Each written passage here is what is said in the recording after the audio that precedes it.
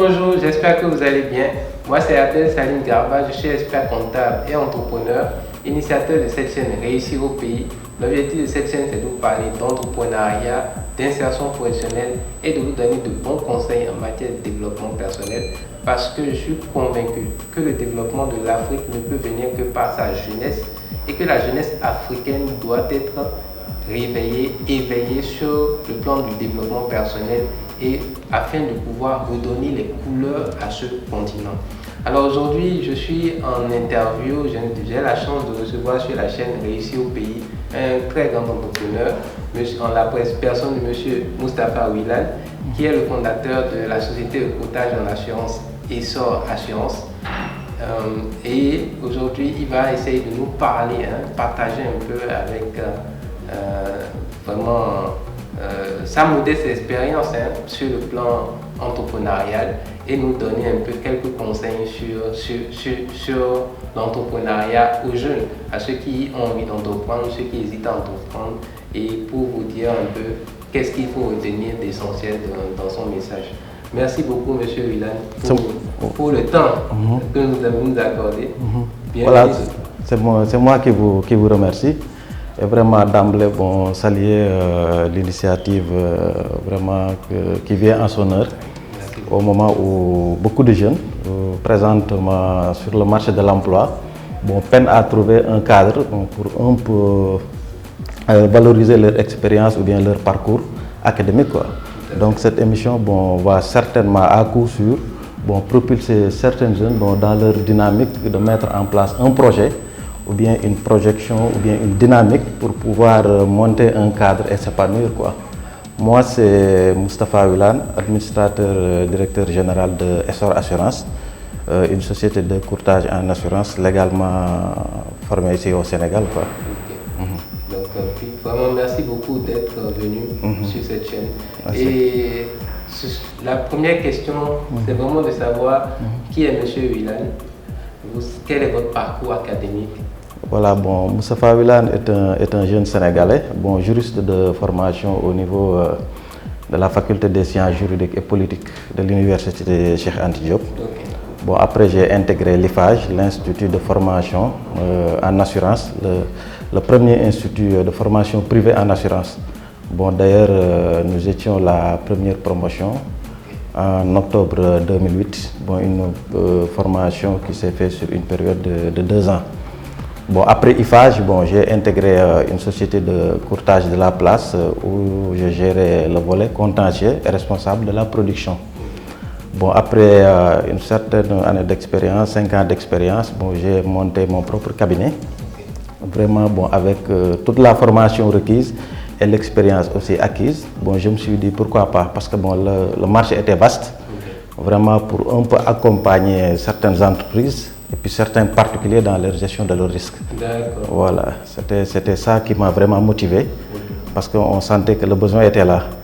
Parce que l'assurance, c'est des trucs un peu juridiques. Il y a certaines entreprises, certains particuliers, ils ont souvent des problèmes, un peu pour comprendre la rédaction des contrats d'assurance, qui requièrent une certaine technicité, vraiment pour pouvoir déceler beaucoup de choses.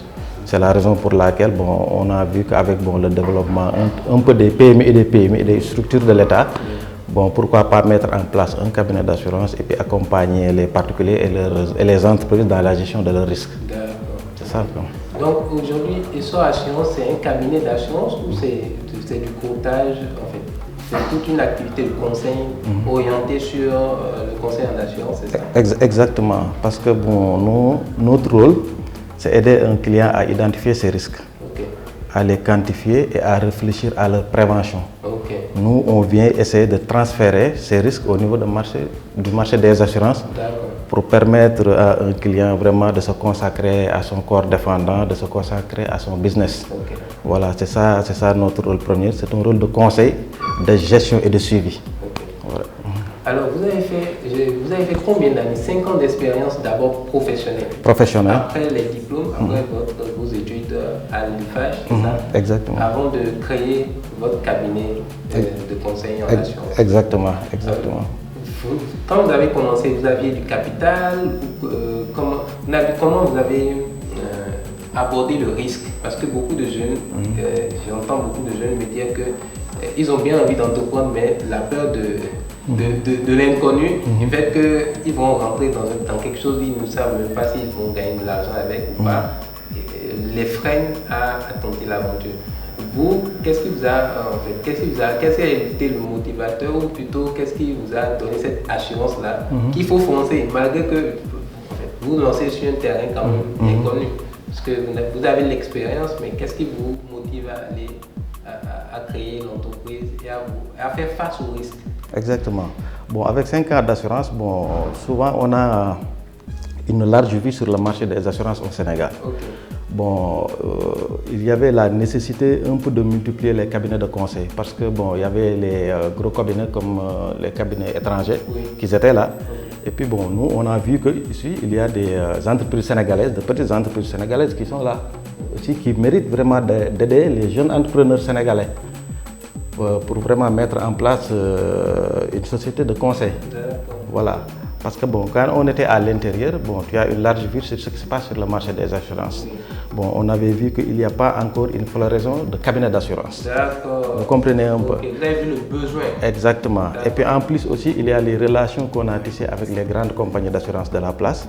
Bon, parce que la majeure partie des directeurs sont nos anciens professeurs, etc.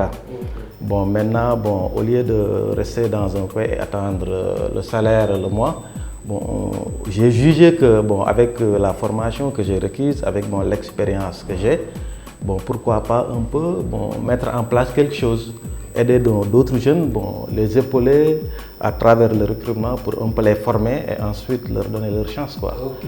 Bon, dans un premier temps, il va falloir mûrir le projet et puis bien regarder et puis bien analyser le secteur d'activité dans lequel tu souhaiterais entreprendre. Dans un premier temps, c'est nécessaire. Okay. Vous comprenez un peu. Bon, après l'étude de projet, bon, il va falloir un peu aussi trouver les moyens pour permettre à votre projet de prendre forme. Bon, moi, quand j'ai quitté la société de courtage dans laquelle j'assurais la fonction de la gestion du contentieux, bon, j'ai rédigé mon projet bon, sur 1 an. Bon, ensuite, j'étais en train un peu de chercher vraiment les moyens financiers, les moyens techniques, vraiment pour mettre en place le cabinet en tant que tel. Okay. Bon, sur les moyens financiers, bon, j'ai ouvert le capital à des gens qui ne sont pas dans le domaine des assurances. Ok. Vous comprenez? Vous avez fait une levée de fonds? Exactement, pour partager le business avec 2 autres personnes, quoi. Super. Voilà, bon, c'est ce qui m'a aidé un peu vraiment à ne pas rencontrer assez de difficultés majeures pour vraiment mettre la société sur place, quoi. Okay. Donc vous associez,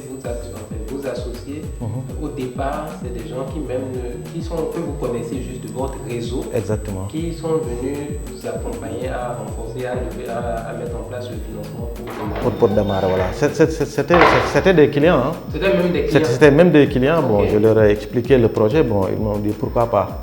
Parce que vraiment, bon, on sait que l'activité des assurances rime avec l'activité économique d'un pays. Dès l'instant que l'économie bouge, l'assurance va forcément bouger, quoi. Tout à fait. Bon, je les ai convaincus. Après, bon, ils sont venus bon, mettre leurs moyens et après, on a démarré. Super. Voilà. Donc, s'il y a un message qui est intéressant dedans, c'est que vous arrivez à convaincre, même par anticipation, vos clients, exactement, vos futurs clients, d'investir dans votre entreprise. Exactement. C'est magnifique. Voilà. Il faut avoir d'excellentes capacités de négociation. Bien sûr. Et de la confiance d'ailleurs aussi. La confiance. Surtout. Merci. Surtout. Donc, exactement. Donc, ça, c'est un élément fondamental pour un jeune.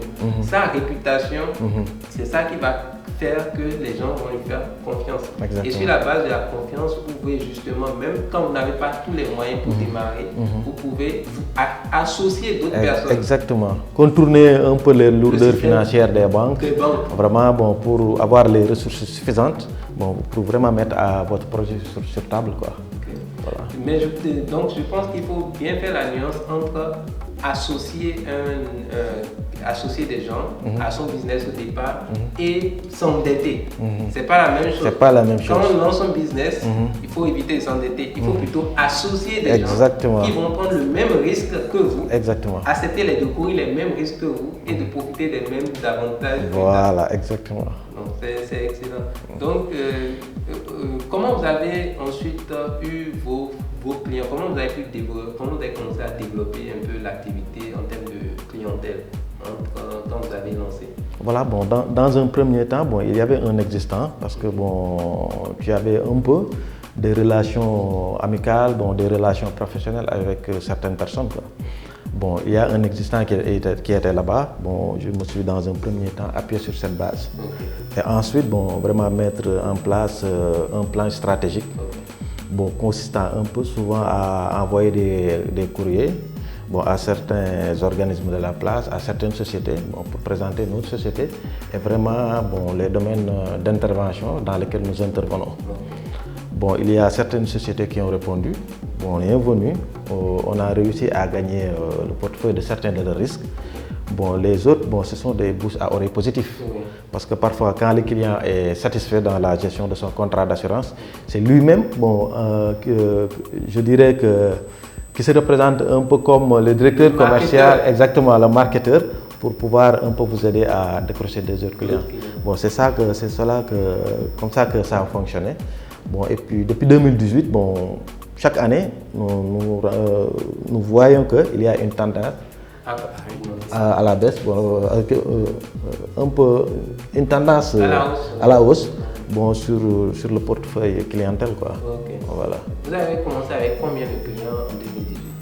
En 2018, bon, sur les clients particuliers, je dirais qu'à peu près une cinquantaine.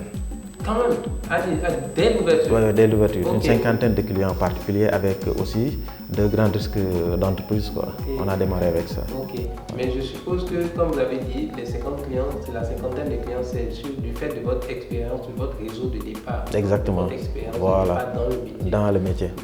D'accord. Et aujourd'hui, à 3 ans après, en termes de volume clientèle, vous êtes à peu près à combien de volume clientèle? Bon, présentement, sur les clients particuliers, bon, on peut dire que à peu près 800 et quelques clients. Exactement. En à peine 3 ans. En à peine 3 ans. Ce sont les clients particuliers aussi. Sur les entreprises, bon, présentement, nous sommes à 12 entreprises. Quoi. Exactement. Okay. Donc, vous êtes beaucoup plus sur les particuliers ou bien vous êtes... Non, c'est un mix. C'est un mix. C'est un mix. Entreprise particulier. Parce que bon, les particuliers, ce sont les assurances véhicules, les assurances de maison, etc. Bon, les multirisques professionnels, les assurances des officines. Bon, pour les entreprises, là, ce sont les gros risques, les risques santé, bon, les flottes auto, et puis généralement la globale dommage, quoi. C'est ça. Vraiment, félicitations, parce que 3 ans, passer de 550 à 800 clients, oui. Il faut le faire. Et ça veut dire que si vos clients, les premiers clients, on dit, vous avez dit tout de suite, le meilleur marketing pour vous, c'est un client satisfait. Et un client satisfait vous en ramène un autre, qui en ramène un autre, voilà. Et qui rapidement, ça fait effet de boule de neige. Exactement.